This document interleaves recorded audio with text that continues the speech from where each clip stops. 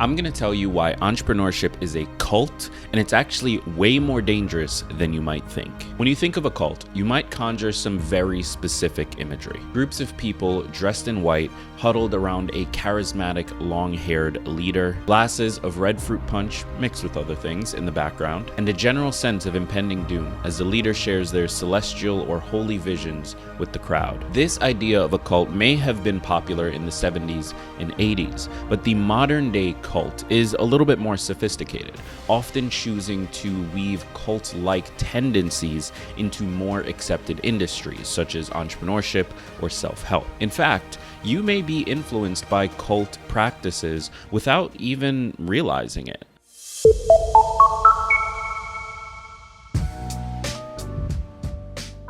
We first need to look at cults more generally and the practices that cause their followers to behave the way that they do. From Jonestown to Nexium, cults have caused massive, irreparable damage to everyone who gets involved with them. So much so that through various podcasts, documentaries, and exposés, they've become a pop culture phenomenon, a kind of dark lens for which to view the world from a slightly different perspective. And inevitably, once the interest in cults hit, we all ask some of these same questions. How did this happen?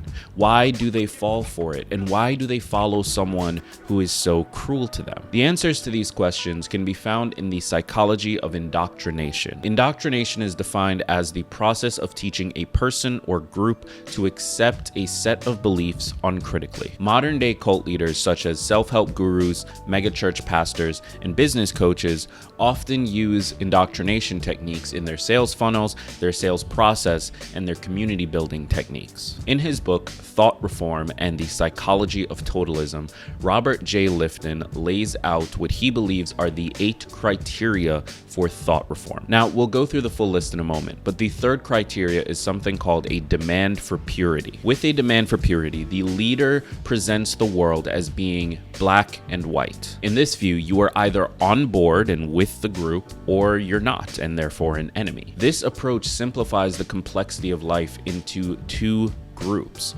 the in-group and the out-group, and creates an us versus them mentality. And often, this in-group, out-group mentality is further reinforced by making members jump through particular hoops in order to join. The idea being that if you're not willing to work for it, if you're not willing to put in the time, then you don't deserve to be in the in-group. And this is an important part of the process, because by making someone work for access to the group, they're more likely to identify strongly with the group once they've been given access, because they hold that access more dearly because they worked for it. And once someone identifies with the in-group, they can then be taught to despise the out-group, thus making it less likely that they'll connect with people outside of the group and get the potential help that they need to get out of the group. Now, as I said earlier, you may have already experienced this. Leaders in industries like entrepreneurship and self-help tend to utilize these techniques to some degree in their sales process and their community building tactics. And let's look at entrepreneurship as one example. In entrepreneurship, those who quit their jobs or drop out of school to become entrepreneurs are the in-group. Their cost of entry is taking the risk to go their own way, to start something for themselves. And sure, you might be able to claim you're an entrepreneur if you start something on the side, but for many, there is a purity test. If you are unwilling to overcome the hurdle of quitting your job, then you cannot be seen as an entrepreneur by the rest of the group. This artificial hurdle makes it so that those who have taken that leap identify more deeply as entrepreneurs, while those who haven't, can't, or are unwilling to do not identify as entrepreneurs. Then, by using language within the group, such as escaping the rat race or referring to it as a JOB, which stands for just over broke, you further separate those in the group from those who have not yet joined. Being an employee becomes a personal failure for those in the group. And so the idea that their business might fail and they may need to go get a job is unthinkable. They would much rather dig themselves into debt and pay money that they do not have in order to maintain the facade of being an entrepreneur, rather than get a job and continue to build their project on the side. And for those who are currently employees, those who hear the message start to believe that being an employee is somehow negative. And so they're willing to do anything in order to join the group, to get over that hurdle, even if that means spending their last dollar on courses or coaching programs, a very real thing that I've seen many people do. Now, something that is important here is that by this definition of indoctrination, it doesn't actually matter what specific ideas you're getting someone to accept. The important thing is that they accept it uncritically. Through this process, individuals have their reasoning and critical thinking skills broken down systematically, while simultaneously being disconnected from external communities and groups that could support them and bring them back. Over time, they become more and more reliant on the in-group, the community that they're a part of. And then if they face being excommunicated or removed from that group, they become desperate to do whatever is necessary to stay in the community. But to better understand how this shows up in our day-to-day lives, and more specifically, how this relates back to the current state of entrepreneurship as an industry, let's take a look at Robert J. Lifton's 8 criteria for effective thought reform. The first is what's called milieu control. Now, milieu is defined as a person's social environment or context. This is the first criteria of thought reform, and in my opinion, is actually the most important in order to further control the target. In both more traditional cults and the modern day cult-like industry, controlling the social environment is done in a number of ways, but one of the most effective and most common is to present you with an idea that is easy to accept, and then slowly increase the extremity of that idea until you fully buy in and have been cut off from those who could pull you out. Through this process, you make it easier to get buy-in for more and more extreme ideas. You are essentially walking them up the ladder of extreme thought, while simultaneously filtering out the people who may have bought in at an earlier step but weren't interested in continuing further. You remove those people by making the ideas just slightly more extreme,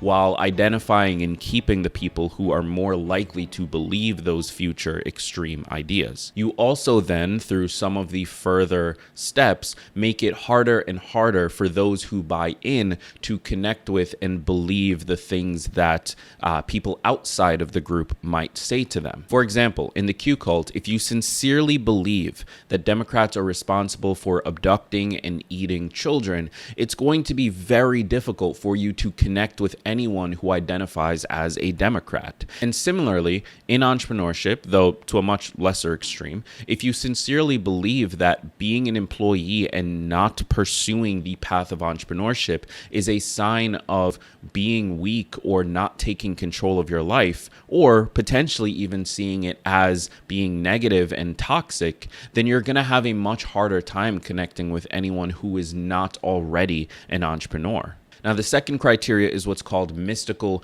manipulation. This is the process of fabricating events and presenting them as spontaneous. So you may have seen this in megachurch broadcasts, where they'll bring somebody up on stage who is in a wheelchair. They will pretend that this person is unable to walk. They'll do some kind of magic voodoo thing, and then all of a sudden the person can walk. Now, this is a common practice in cults. This is a common practice at megachurches, and it's starting to become a common practice in self-help and entrepreneurship seminars as well. Now, in traditional cult indoctrination, the purpose of this is to prove that the leader has some kind of direct connection to the spiritual, the cosmic, or the holy, whatever their angle is. By being able to predict an event and make it happen instantaneously or at some particular date, and do so in a way that feels spontaneous and random to those who are looking,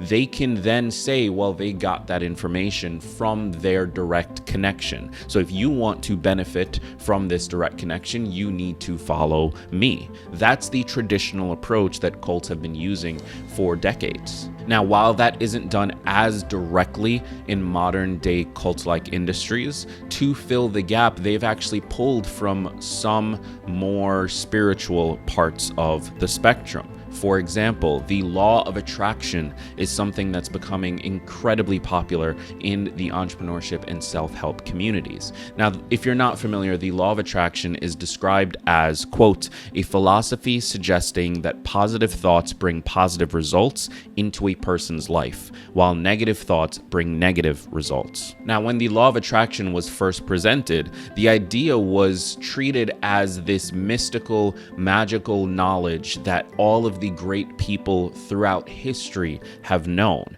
And they presented this in the book and film The Secret, which is essentially what allowed it to spread as quickly as it had. Through this philosophy, anything that is good that happens to you can be traced back to the positive energy that you're putting out into the world. Anything negative that happens to you can be traced back to the negative energy that you're putting out into the world. This is a convenient way to create a similar mystical manipulation cult-like environment within non-cult situations. Because if you come to these seminars or these coaching relationships with any kind of negative energy, they can say, well, the law of attraction states that you're only going to attract negative to you if you do that. So you need to shift to a much more positive state in order for this to actually work for you.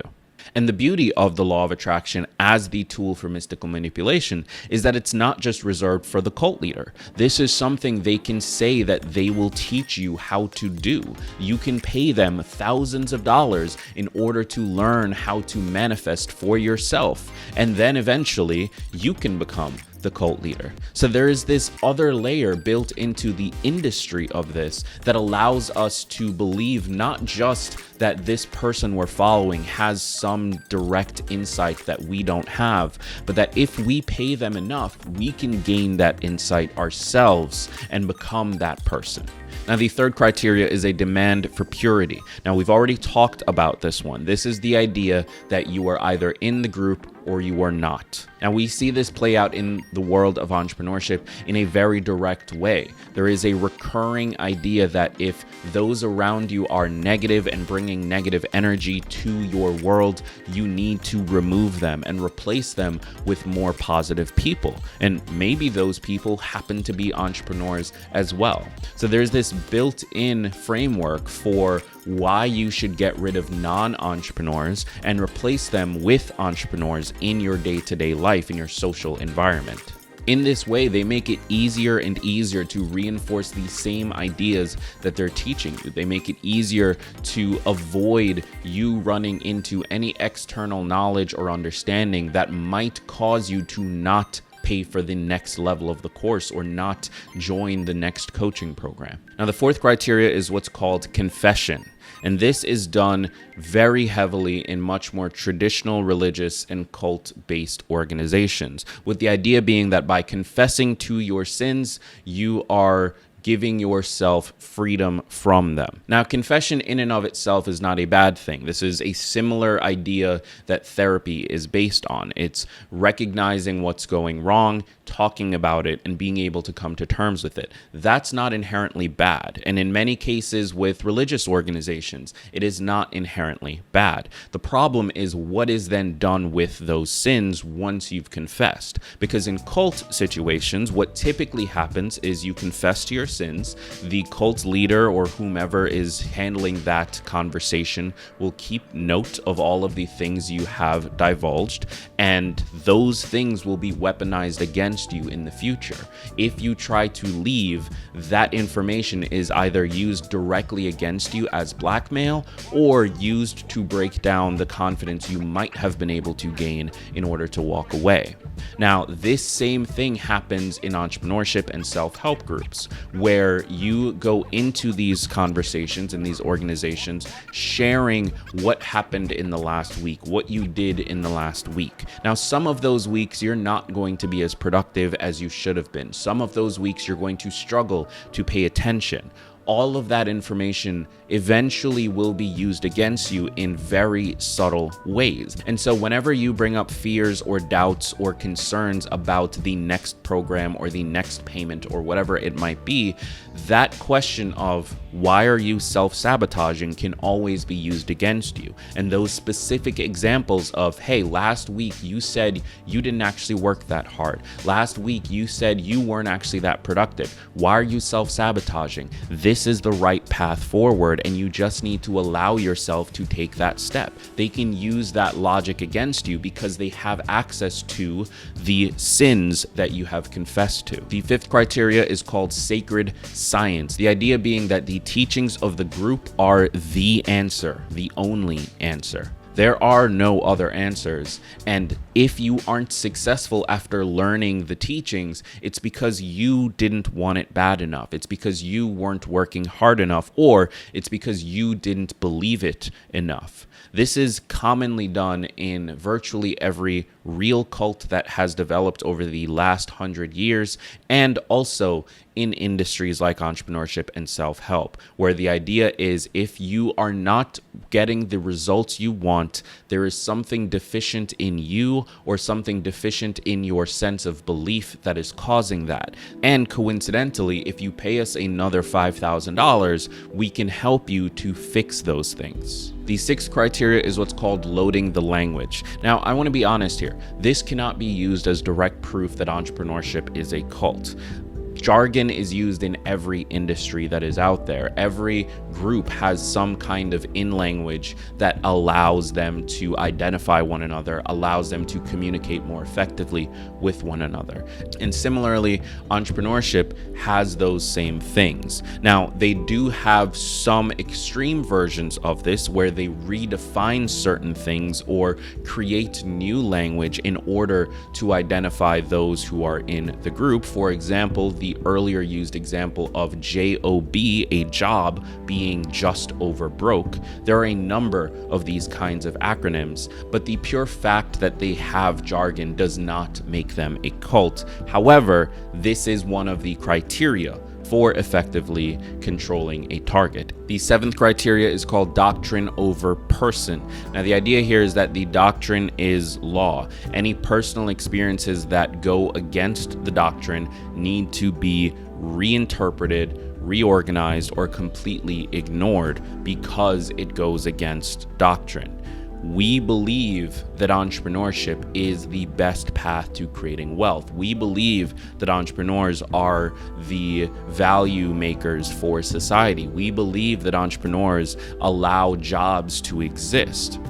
Any experiences you have that go against that are simply untrue. Now, if you try to manifest, if you try to utilize the law of attraction and it works and you get something that you wanted to attract into your life, you are then elevated and you are celebrated and shown as proof that this works. If you try it, as many, many thousands do, and nothing comes from it, then you are ignored, or more likely, you are to blame. It didn't work because you didn't believe it enough, because your energy was too negative. If it doesn't work, it's your fault. If it does work, the doctrine is to play. And the last criteria is a dispensing of existence. Now, dispensing of existence is a little bit hard to explain, so I'm going to quote directly.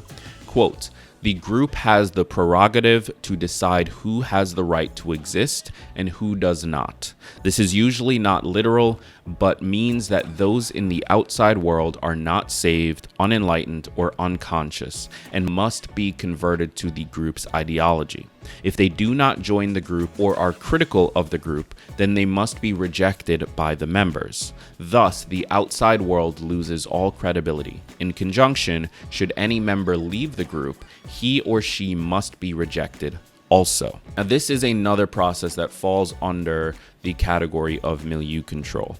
by separating those in the group from those outside of the group and deciding who is allowed to exist in this way, you create a barrier between those inside and outside. If those in the group try to recruit the people that they love and hold dearly, and they are not interested or they are critical, then it is seen as a rejection of the group and its doctrine, and therefore those external people must be excommunicated. This occurs in the world of entrepreneurship quite frequently in small ways. For example, by demonizing the employee and the role of employees in society, you create a wall between those who choose entrepreneurship and those who choose to be employees. But this goes even further.